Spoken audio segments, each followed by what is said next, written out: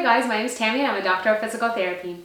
In this video, I'm going to be talking about lower back pain that is associated with mobility deficit. Now, before we get started, make sure to read the indications, contraindications, and red flags. And don't forget to subscribe to our channel. Okay guys, so with this type of lower back pain, you're actually not experiencing myotomal and dermatomal changes, meaning you are not having any specific weakness in the muscles and you're not having any changes in sensation. So a part of your foot is not numb, okay? But you might have radiating pain going down your leg with end range movement, okay? So usually people who have this type of pain tell me that, you know, they were sitting in a weird position for a prolonged period of time and then they went to get up and they felt it, or they went down to put on their socks and something happened in their back and now they have this like excruciating lower back pain. Okay guys, so before we start the exercises, we are going to do a quick screening together to try to figure out which exercises will be more helpful to us. There are only 3 categories, okay, so it won't take too long. But I'll make sure to put the timing of what exercises will be beneficial for each category in the description so you guys don't have to waste your time and watch the whole thing, okay? So the first movement we are going to do is a flexion movement again, okay? All I want you to do is try to bend all the way down, okay? As far as you can go, and see if this reproduces your pain. If it doesn't, keep your hips where they are. Just tilt your body to one side. So I'm rotating my body to the right side of the room to see if this reproduces my pain. Then I'm going to bring my body to the left side. Okay, I'm not moving my hips, you guys. My hips stay where they are. I'm just trying to move my upper body. So just the lower back is rotating to the left or the right. And see if any of those create your symptom. So you might tell me, if I do this and I'm only up here, you know, I don't feel pain, but as soon as I go all the way down, I feel my pain. And I know a lot of people are like, oh, don't ever bend, always try to keep your back straight. But you guys, that's not necessarily true. Like, people don't tell you don't ever bend your finger, right? You can bend and extend, right? Same thing for your lumbar spine. You need to get it moving. You're not doing a heavy lifting, right? You're just bending forward. So see, if this reproduces your symptom, you are going to follow flexion-based exercises, and then I'll put the timing for that exercise in the description. If this didn't reproduce your symptoms, the second part of the screening is going to be for an extension movement, okay? So you're going to bring your hands across your chest, and you're going to go all the way back, okay? So see if this reproduces your symptoms. If it doesn't, come back to center, go back out. Now, bring again your upper body. I'm not moving the lower part. I'm bringing my upper body to the right side of the room or the left side of the room and come back to center, go back, go to the opposite side and see if those reproduce your symptom. If they reproduce your symptoms, then you know you have to do the extension exercise to help improve your condition. Again, you guys hold on. I will go over the exercises. The timing will be in the description. Now again, with this type of lower back pain, you're not having dermatomal, myotomal changes, but you might tell me, hey Tammy, you know what? The flexion or the extension doesn't make my symptoms worse necessarily, but I'm still having that nerve pain, okay? And usually you might tell me you feel it more when you're in a sitting position, okay? So these two are a little bit different. The first two, you only feel that sharp or that pain when you do end range flexion or end range extension. The third category is someone who actually feels worse with flexion movement, so you have more symptoms when you're sitting, but you're having that nerve discomfort, okay? So your category is usually called the adherent nerve root dysfunction. Forget the medical jargon. All that matters is that if you do nerve flossing, it probably helps you. Again, I'll put the time at where you need to start watching if you're part of that category. And again, if you are having those nerve symptoms, make sure to watch the first 4 videos I made for lower back pain, because your condition might resolve with that. You might not even really need to do any nerve flossing, okay? So let's start with the first exercises. If you told me, Tammy, you know, I feel that, you know, sharp pain or that pain that's killing me when I go into that end range flexion, then we are going to do a mobilization exercise together.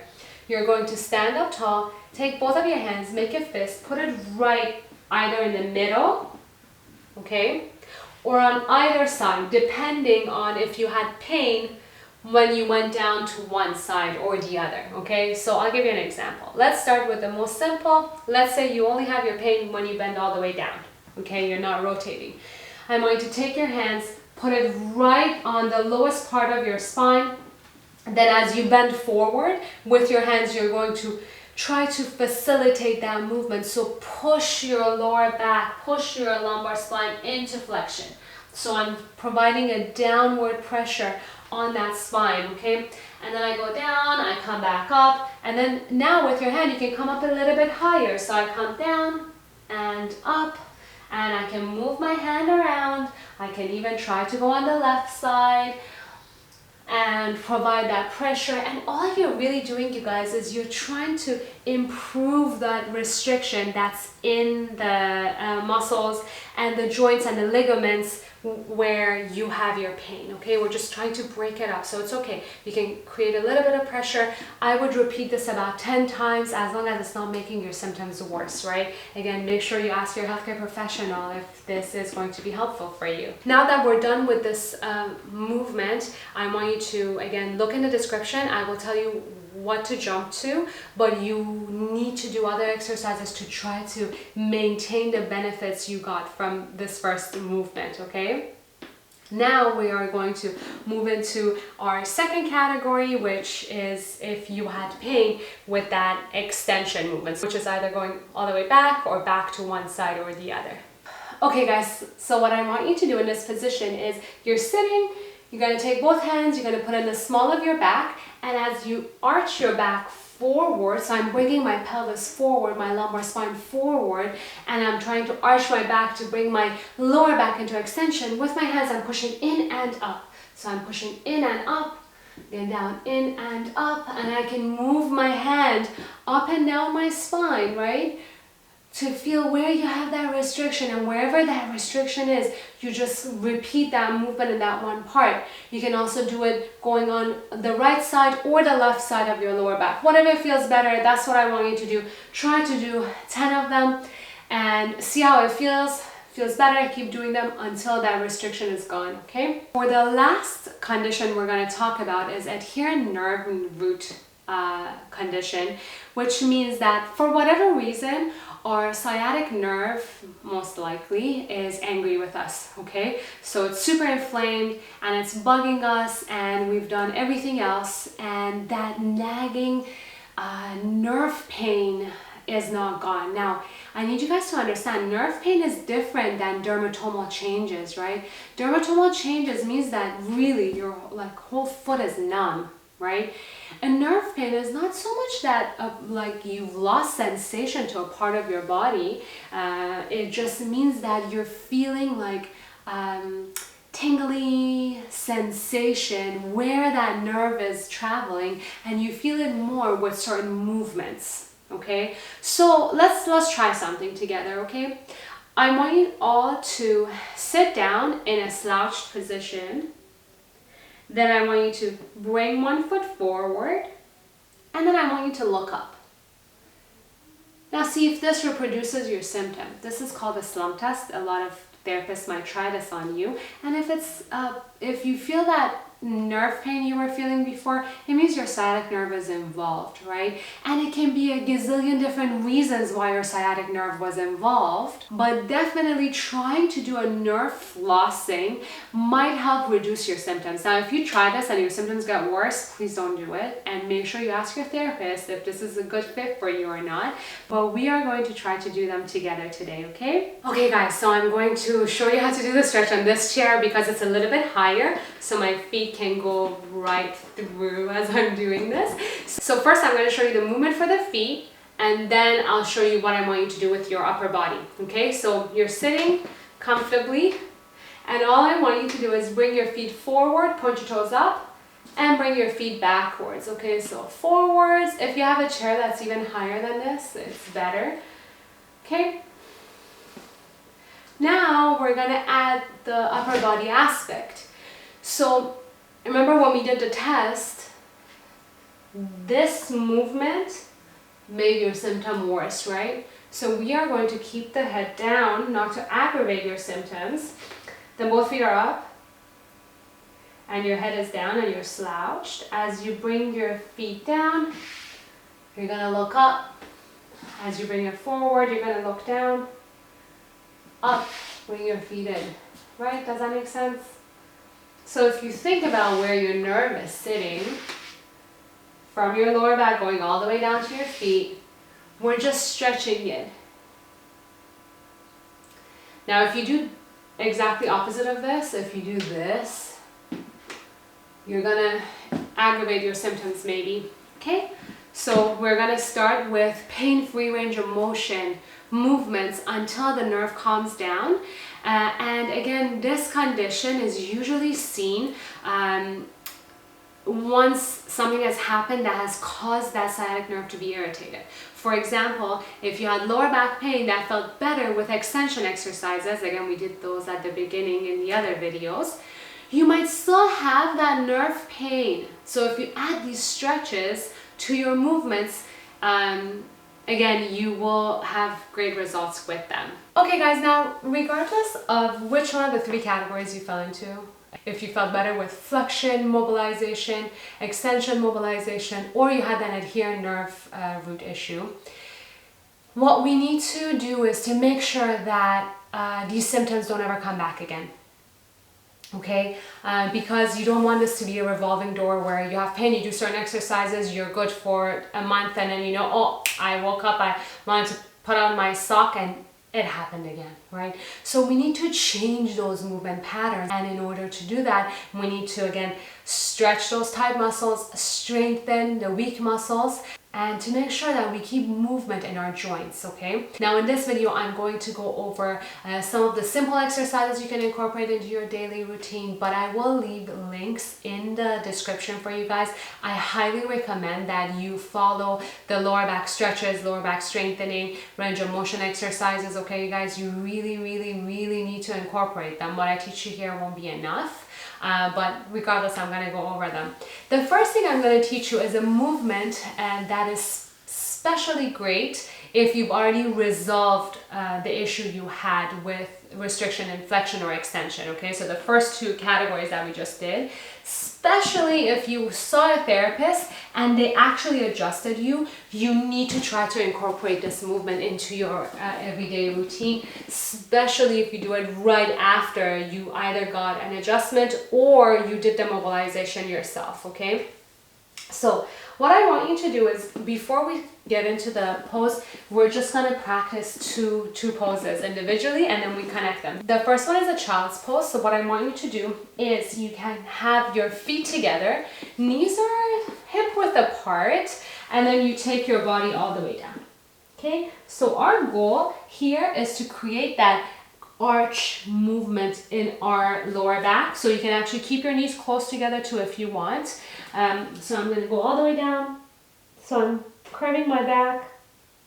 The second movement is going to be what is called an upward dog or press up extension, which we've done in other videos. So you're going to be on the floor, and from here you're going to push your body up, roll your shoulders down, arch your lower back, relax your bum. Okay? So now we are going to connect the two together and we are going to repeat that movement 10 times, okay? So take an exhale, get all the air out of your lungs. As you inhale, come forward, go into an extension, look up. As you exhale, come back down into child's pose, okay? Again, forward. And as you come back, exhale. I'm going to show you one more time. So I inhale, I go up, exhale, go all the way down. The other exercises you need to incorporate into your routine are lumbar rotations, because we just did flexion and extension, although there are other ways of doing them. So in order to do a lot more rotation, again, you guys are going to be lying down on your back. Bring both of your knees to your chest. You can drop it to one side and then bring it back up. Or you can hold it down for, I don't know, 20 seconds and then bring it back up. And again, there are a gazillion stretches you can do for your lower back and your glutes. I'm going to go over a hamstring stretch in this video, which is fantastic for people who are experiencing lower back pain. And we are going to try it in the sitting position. So what you're going to do is have one leg straight, bend the other leg. I'm going to turn your body towards that leg that's straight. So let me just show you guys in this view. So if I'm here, I'm going to make sure my back is straight and just lean forward a little bit until you feel a really nice stretch in your lower back, back of your leg, your hamstring, the back of your calf. Point your toes up a little bit. What I don't want is this. This is not a stretch. My knee is bent, my back is arched. There's no point. No point in trying to reach all the way down. You just want to make sure, you guys, it's over quality, right? The quality of movement. Make sure your back is straight. Gently tilt forward. Try to push your knee down. Point your toes towards your face. Okay? And again, stretches, you're going to hold for 30 seconds. Repeat 3 times on each side. And the last exercise I'll go over here will be a strengthening exercise. Again, you guys should be doing a lot more. Check out the videos in the description. But here I'm going to show you one of my favorite ones that's super simple as well. All we're doing is a posterior pelvic tilt. Okay, I'm going to take both hands, put it on your hip bones, and you're going to tilt your hip into the mat. Hold for 5 seconds. 1, 2, 3, 4, 5. Relax. You can bring it in. Hold. 1, 2, 3, 4, 5. Make sure you're breathing, and in order to do that, you should be counting. If you're counting, you can't be holding your breath. And I'm now lifting my bum up, you guys, and I'm not squeezing my tummy in. All I'm doing is engaging my core muscles so I can tilt my pelvis into the floor. I actually am contracting my abs a little bit as well, but I'm definitely not holding my breath, as I can talk to you guys when I do this, okay? So again, for isometric core exercises, hold 5 seconds, repeat 3 sets of 10. Okay guys, now that I'm done with the exercises, I'm just going to go back onto this condition itself. Again, have in mind, with this 3 categories, you're not having myotomal or dermatomal changes. This is usually after a derangement syndrome, which is what we covered in the first 4 videos, where you're having nerve pain and you are having dermatomal, myotomal changes, right? So this is a little bit less complicated, but still can be very disabling because you will not be able to do certain things such as prolonged sitting or prolonged walking or sleeping in a certain way. And every time you go into that deep end range motion, it reproduces your symptoms, and it can be quite scary actually. So make sure to try to do these exercises, follow it up with the other exercises, okay? So if you're just doing the mobilization and you're not strengthening and you're not stretching, it defeats the purpose. It will always come back, right? So these exercises will help improve the condition, but you're the one who needs to kind of try to heal yourself, okay? Now, as always, if you have any questions, make sure you write a comment for us. And if you like the video, please subscribe to our channel, like and share, and tell all of your family and friends about it. And stay tuned for the next set of lower back exercises, because I'm going to be talking about lower back pain that you'll have if you're having postural issues. So either in sitting you have pain, and standing you have pain, or while you sleep, okay? So stay tuned.